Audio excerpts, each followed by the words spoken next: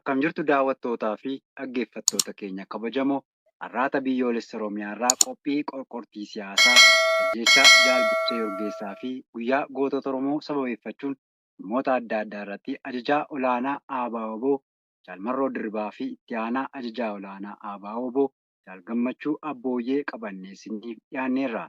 Isin keessummeessuun kan isin waliin turu ani Daandii Elemooti. Hanga xumura qophii keenyaatti nu waliin turaan affeerraa keenya. Ayyee Jaal Marroo, Jaal Gammachuu baga nagaan dhuftan isin lachuu. Ayyee fayyaa ta'e Jaal Daandii.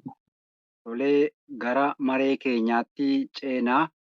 Egaa Jaal Marroo isinirraan eegalaa dhimmoota adda addaa bara kana keessummeessamaa fi dubbatamaa ture keessaa tokko dhimma araaraati. Egaan ABO'n marsaa lammaffaa murna bilisiginnaa waliin maree taa'ee ture. Kan marsaa lammaffaa kana isin lamaanuu irratti argamtanii turtan. Haalli isaa maal fakkaataa? Dhugumaa araaraan fixanna jettanii dhaqxanii bu'aan yookaan miidhaan adeemsa araaraa kanarraa argame jedhamu kan uummata keenyaaf ifu akkasumas akka jaarmiyaatti irraa hubatame maalidha? Ayyee Jaal Daandii fayyaa ta'ii. Dhugaadha yeroo darbee gara Taanzaaniyaatti jaallan dirreerraa imalleetu ture. Egaa imalli keenyi araaraanii rakkoo furachuu fi itti amantanii deemtanii kan jedhu araaraan rakkoo furannaa jennee amannes amanuu baannes yoo carraansaa jiraate rakkoo uummata keenya irra jiru dhugumaanii bifa kamiinuu akka xumura argatu ni barbaanna waan ta'eef deemuun dirqamuma ture. Egaa mootummaan abbaa irree kuni barcuma siyaasaa irratti rakkoo nan furaa jedhee taa'ee fedhii argisiisuu dandahetti nuti irraa hirmaachuun rakkoo hin qabu. Gaaffii mirgaa sabni keenyi gaafatee deebii argachuu dadhabe qawwee nu kaasise karaa nagaa ni furraa yoo jedhanii carraa sana ilaaluun dirqamuma taati jechuu.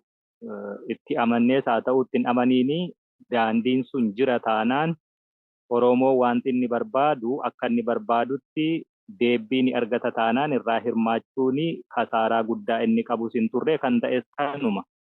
Araarichi akkam ture isa jedhu yoo tuttuqnee uummatis maal baruu qabaa kan jedhu himuun barbaachise.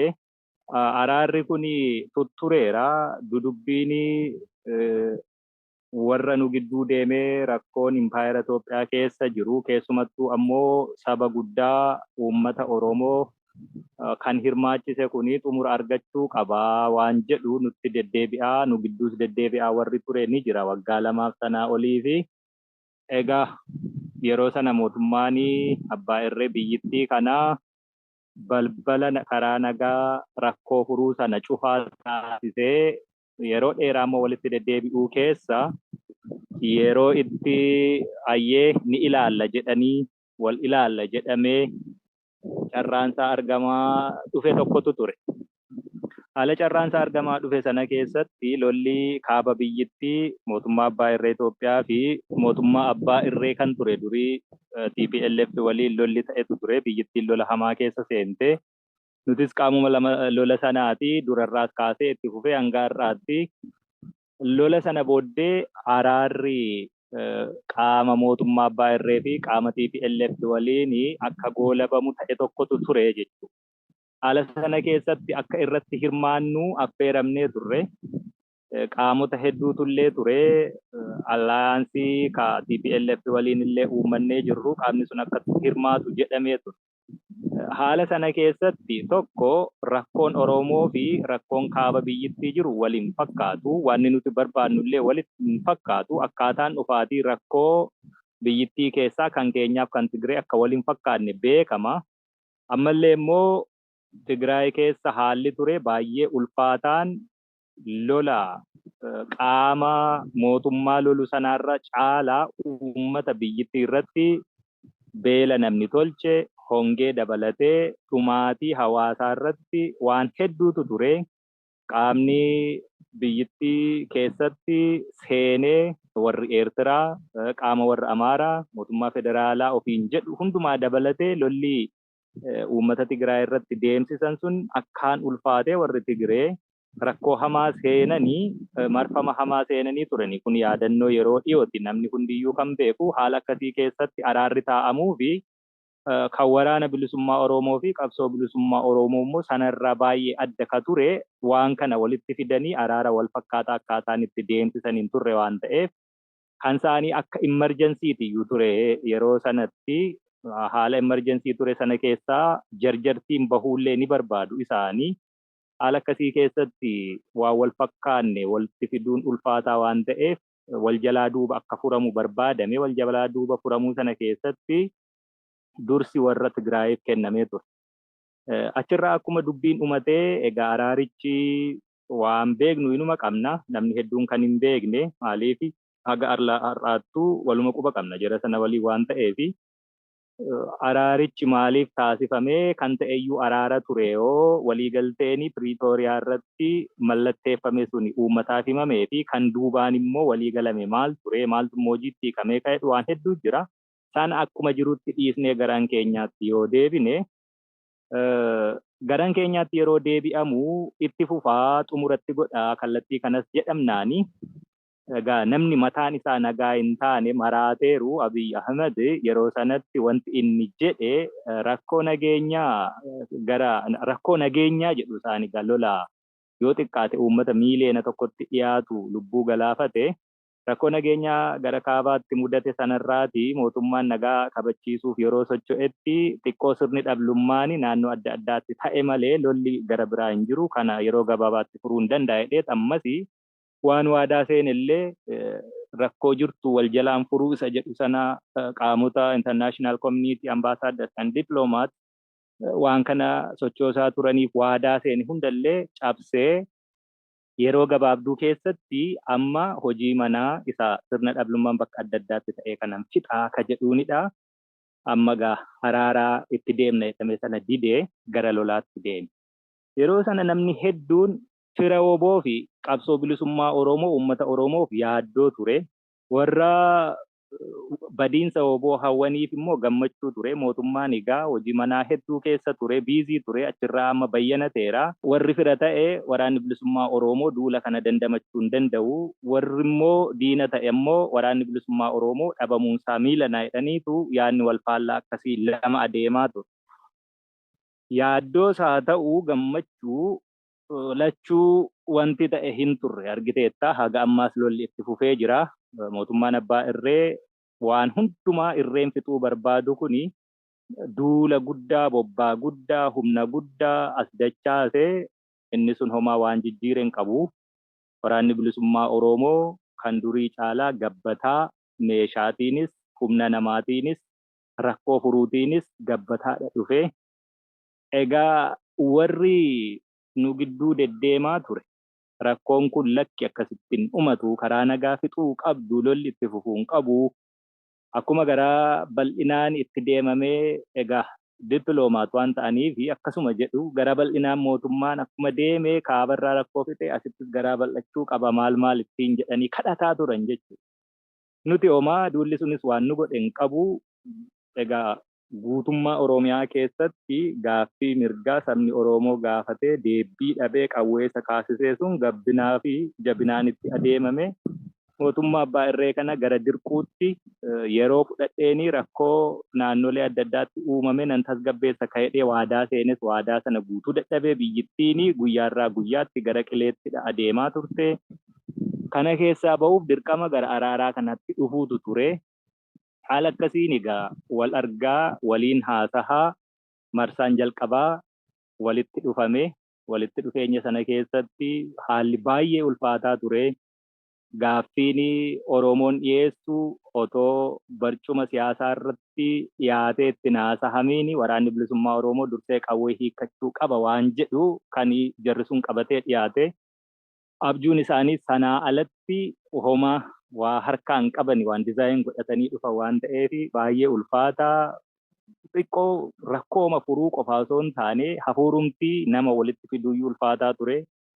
Tiimiin keenyas dhaqee waan walaasaame haasa'amee ammoo haa taatu erga walitti dhufnee carraa kanaa deebisnee bishaan hin nyaachisnu yoo walii galamuun dadhabameyyuu walitti dhufuun walii galteedha Oromoo waa hedduu nurraa eegaa jedhamee hafuuruma gaariin ibsu wal fakkaatullee bahee walitti haa deebinu jedhamee akkasiin bahame. Walitti deebi'amuu sana keessatti duulli ololli waan hedduun ture. Sana hunduma waraanni bilisummaa Oromoo dandamatee marsaan lammaffaa gahee jechuudha. Marsaan lammaffaa sun yeroo gahu osoo waliin argamiin dura tiimiin ABO gara Jeneef kan deemetu ture. Jenevaatti mootummaan qawwee hiikkadhaa jedhu kuni isin immoo qawween hiikkannu jettanii akkaataa kamii walitti siqsuu dandeenya ka jedhanii warri nu gidduu deemaa ture Jenevaatti yeroo dheeraa fudhatanii rood maappii akkaataa araarri kun itti xumuramuu danda'u woboo maal qaba maal yaada jedhullee diskas gochaa turre jechuudha. Tiimiin achi ture warra nu gidduu jiruu fi mootummoota fedhii adda addaa gaanfa Afrikaa irraa qaban fa'aa waliin wal haasahamee wal amansiifameetu gara araaraa sanatti deeman. Osoo nuti hin deemiin dura gaafa 16 kaasee hanga gaafa 7 nuti deemnetti almost ji'a tokkotti waan dhiyaatuu fi haasahaatu ture jechuudha Dar es Salaamitti.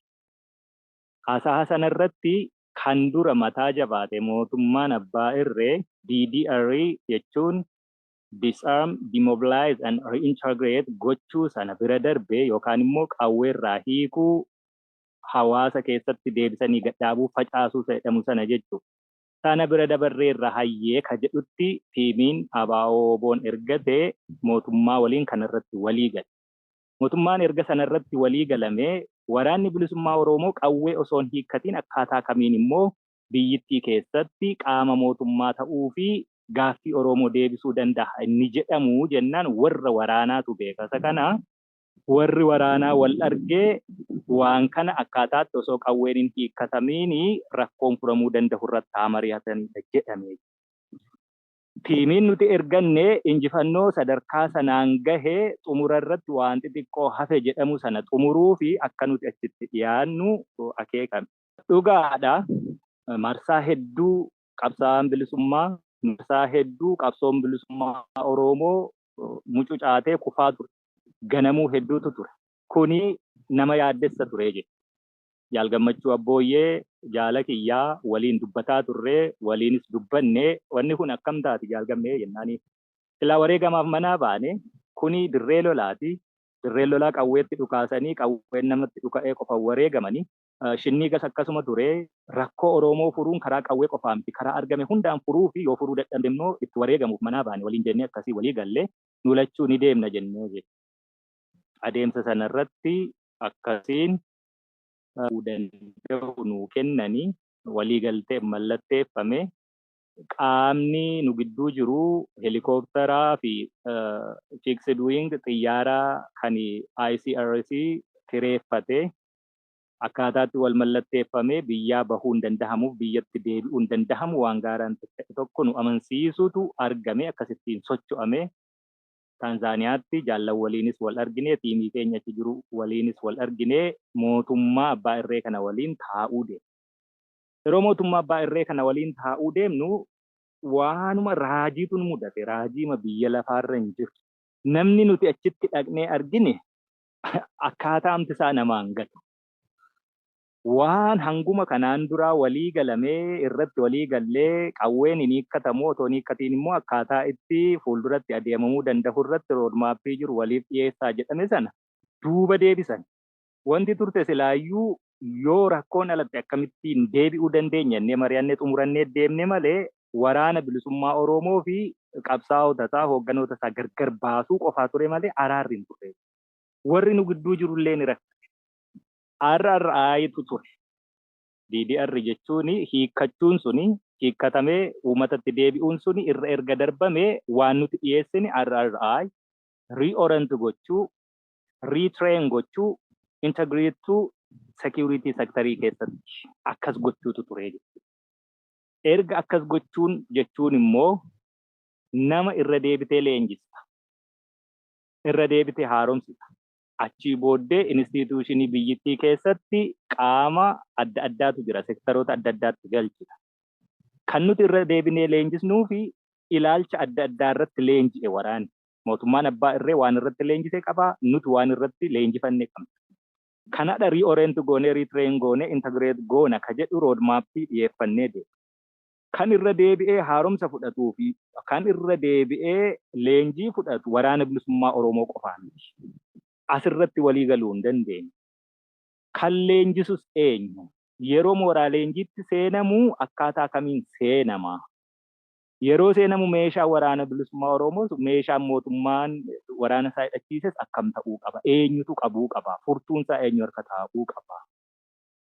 Yeroo leenjiin kennamu wanti nuti leenjisnu maali? Mootummaan kan inni barbaadu yeroo hundumaa walitti qabee mooraatti galchee waan barbaade barsiisee gadhiisu. Hin ta'u kun jenneen. Wanti ta'uu qabu mootummaan kunis nutis waraana keenya waraana biyyaa gochuudha barbaadna. Waraana biyyaa akkaataa inni itti ta'uu danda'a. Waraana paartii, waraana mootummaa akka inni hin taane waraana biyyaa. Erga waraana biyyaa ta'ee amma yoo argite waraanni biyya kana keessa jiru waraanni mootummaa abbaa irree paartii sana qofaa tajaajila. Namoonni paartii sana nuti hin jirru yoo taatani yoo ta'e isinis hin jirtanii kanaafi jafaadhaa lolaadha jedhu. Akkasumatti kan ta'uu qabu waraanni biyya. Paartiin abbaa fedhee barcuma aangoo siyaasaa yoo injifate waraanni kan biyyaati. Akkuma biyyoota biraa jechuudha. Paartiin abbaa fedhee yoo kufe paartiin abbaa fedhee yoo aangootti ol dhufe waraanni ittuma fufa hinuma jiraata. Kan biyyaati waan ta'eef hin diigamu. Kanaan edda dorfifama. Akkas ta'uun qabu waraana biyyaa gochuu qabna. Kanaafi kan mootummaas kan keenyas akkaataa inni itti reoriented ta'u retrained ta'uu fi integrated ta'uudha qabna turre jechuudha. Isa kanaaf immoo linkage yookaan phase in the sequence keenyarra. Waraanni bilisummaa Oromoo yeroo leenjiitti seenu kumaatamaan takkaatti hiikkatee leenjiin seenu. Kana kan goonee fi sababa gantummaa si'a meeqa ganamneetiin jiila dhaqabna waan ta'eef jaallannee miti. Dirqamas akkasuma. Walakkaa hanga ta'ee waraana ta'e tokko waraana mootummaa waliin waraana keenya waliin magnee leenjii seename yeroo leenjii seenamu waraanni mootummaa achitti leenji'ee nama ajjeesee reeffarra teessisu nama qaluu waan akkasiitu jira. Kan nuti leenjisuu barbaannu dimokiraasii, walqixxummaa, mirga namoomaa tiksu waraana piroofeeshinaal ta'e paartiin siyaasaa abbaa fedhee paarlaamaa seenuu barcuma aangoo siyaasaa irratti yoo barbaade kophee baasee walitti darbatu nagaa eegsisa waraanni mootummaa. Hankanaachi paartii kamiifuu hin loogu. Mootummaaf hin loogu. Paartii isa mormuuf hin loogu. Inni biyya dhatiksu. Warri wal mormuuf inni mootummaa ta'e yeroo akka barbaadan wal lolani uummatatu ilaallata. Waan isaaf ta'u uummata filata. Waan uummati filate immoo waraanni akka inni hojiitti hiikamudha. Instituushinii jira. Waraanni iyyuu keessan isaan kanatu hojjeta. Kana dhafinni. Kun mootummaa abbaa irree sanaaf liqinfamuu hin dandeenye. Inni kun biyya diiguudha. Biyya diiguu miti. Biyya ijaaru. Kanarra immoo darbanii waan isaan jedhanii dimokiraasiin halkan tokkotti hin dhufuudha jedhan. Dimokiraasiin halkan tokkotti hin dhufu uummata wallaalaa kana keessatti jedhan. Uummati biyya kana keessa jiru wallaalaa miti. Wallaalaan isa biyya bulchu. Guyyaa 2018 fulbaana 15 gaafa addi bilisummaa Oromoo hoogganni isaa Asmaraarraa Finfinnee galu uummanni miileenaan gadi ba'e poolisiin qawwee miti duldhaa baatee karaarra dhaabbatuun turre. Biyyaaf nagaa kennite mirga isaa kabajjee fi jennaan uummati kana caalaa taateen kana caalaa ragaa ta'uu danda'u hin jiru. Kanatu ta'e. Kanaaf dimokiraasiin halkan tokkotti dhufu uummata wallaalaa kana yoo irreetiin qabde malee ka'edhamu baay'ee qoosa madaa namaatti qoosu sun. Kanarraa kan ka'e walii galamuu dadhaba. Nuti kan jenne waraanni hanga ta'e mooraa seenee leenjii gaafa jalqabu orienteeshinii gaafa jalqabu mootummaan immoo itti aanse political commitment. Waraana hanga ta'e yeroo ati leenjisuu jalqabdu mootummaanoo hanga ta'e waajjira sii banuu uummatatti dhiyaattee haasa'achuu danda'u. Waraanni bakka tokkotti ennaa leenji'u political commitment mootummaan argisiisu bakka tokkotti akkasittiin phase and sequence linkeejii walitti hiinee adeemnadha jennee kana fudhachuudha didan.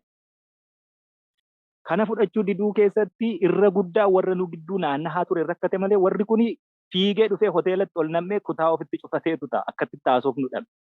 Akkatti yaada dhiyeessi nu dhabne. Waan ati kaastu hundumaa kun immoo higga mangistuu haa ifagdimne dhanii fiiganii baqatanii hoteelatti namu. Higga mangistii sana immoo hin beekan. Amma Biraanuu Juulaa yeroo tokko interviyuu ajaa'ibaa tokko kennaa ture kolfaan marrummaan nu fixaa ture jechuudha. Inni ekkoo izzaam izziim naa iyyaaluun hintin iyyaaluun waan jedhu tokko barbaadamna addunyaa kanarratti soogidda taanee yeroo jedhee kolfaan marrummaan nama fixu jechuudha. Waraanni bilisummaa Oromoo waan tokko seera addunyaa iyyuu hin beeku.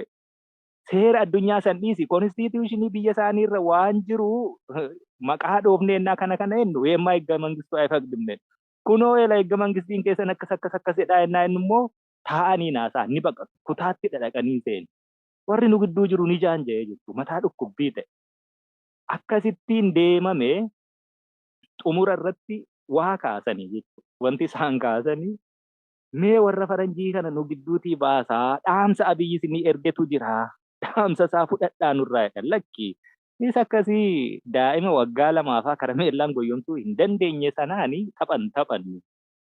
Irri guddaan namni achi ture waa'ee qabsoo Oromooyyuu waan quba qabu hin qabu. Nama karee du'aan faa muuxannoo fakkeenya bara Tigireen turte ani silxee bakka bu'eeni Tigiree wajjiniin hojjedhee uummata koo akkas godhee isinis akkas taatanii akka Biraanuu faa akka Qajeelaa faa otoo taatanii nama akkasii faati jechuudha namni achi jiru. Gadi fageenya rakkoo biyyittiiyyuu warra quba hin qabne. Akkatti waliin haasawaan iyyuu kan nama rakkisu jechuudha. Kanarratti mee walitti dhufna toole aan ofishaalii bifa ofishaaliin taaneen daqiiqaa 5 sinii kennina maal nutti haasoftuu enneen jaalgammeen jira anaaf jaalgamme. Abii dhaamsa sinii qaba dhaamsa akkamii faranjii biratti haasawuu hin feenu rakkoon qabu garuu ofishaal mitii jennee dhaqnee teenya wajjinaa wanni haasofne wal taanee faannoof shaabiyaa lollaa waraanni qawweeyyuu ni hiikkatu waraanuma biyyaatti fidaa dabalaa isiniif immoo hangoo isinii laannaa haadha jedhamu. Nama kofalchiisa. Uummata hammana ga'utti qoosuudha ta'e.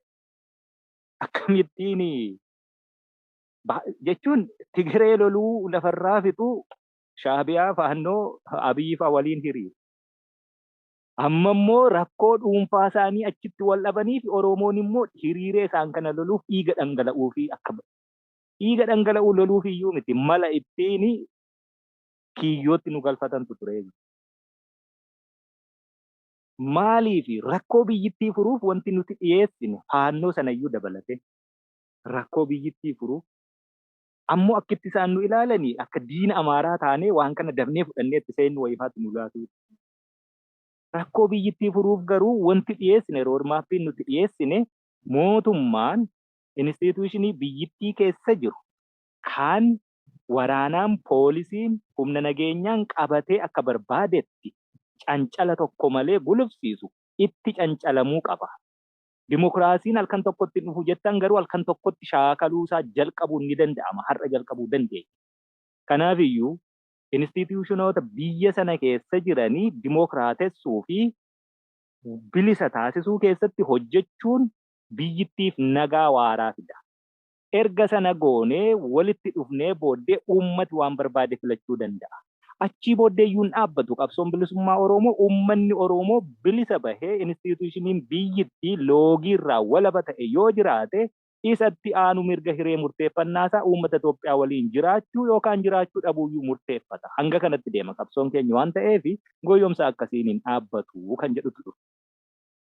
Haala kasii keessatti nu baqatanii guyyaa 3 immoo akkas hoteela galanii ciisanii warrumaa nu gidduu jiru ergu takka ni dhufu takka nu deebi'u warri nu gidduu jiru ituma sana jennu guyyaa 3 booddee egaa wanni godhamu hin jiru jennaani ambaasaaddoroonni achi jiranii guddoo rakkatanii mootummaa kana humnaan dirquutti deeman kottaa taa'aa haasahaa waan sababa itti hin fudhannu jettanii dubbadhaadha jedhame. Yeroo akkasii kanatti waan isaan dubbatan baay'ee nama kofalchiisa. Waraanni bilisummaa Oromoo aangoo barbaada. Waan hamma kana ga'u ituma lafa tokko taakkuu tokko iyyuu hin qabatiin barbaada. Ololaan dhufanii jechuudha. Guyyaa sana akka carraa ta'ee ambaasaadarri Ameerikaa amma Itoophiyaa jiru Masiingaatu jira. Ambaasaaddar Masiingaani lafa qabannaa kanallee meedhiisaa ani Finfinnee irraa bahee irraan oleen xooxxoofaa konkolaataa kootiin qilleensa bareedaa fudhachuu fedhiin qaba garuu hin danda'amu jedhe maal jechuudha. Hin danda'amu jechuun waraanni bilisummaa Oromoo naannoo inni jiru sadarkaa kanatti quba qabaachuu ambaasaadarri kun. Warri USA fedhii mataa isaanii haa qabaatanii rakkoo xumuruufis fedhii haa qabaatan waan fedheef ambaasaadarra lamaan jechuudha. Sadarkaa sanatti nu bira turan.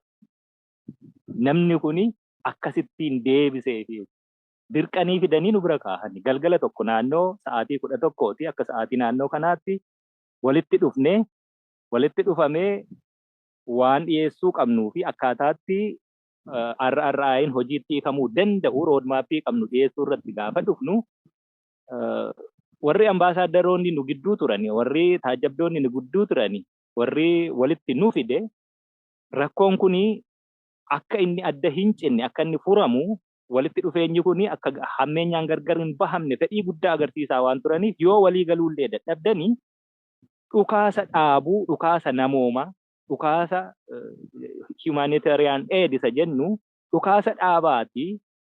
Uummanni rakkoo qaba, rakkoo guddaa keessa jira, uummati keessan qaanahaa dhukkuba guddaatu biyya sana keessa jira, beelatu jira. Gargaarsa sinii kennina dhukaasa dhaabuu wal mallatteessaallee sadarkaatti nuun jedhantu ture waan ta'eef yoollee araarri kun itti fufuu baate kana goona jennee wal argine.